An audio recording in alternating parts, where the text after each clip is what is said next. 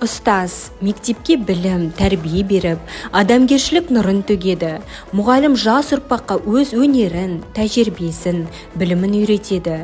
Адамдардың айналаға, достарына, табиғатқа деген дұрыс көзқарасын қалыптастырады. Ол адамның өмірге деген сенімін арттырады, өмірден өз жолын дұрыс таба білуге көмектеседі.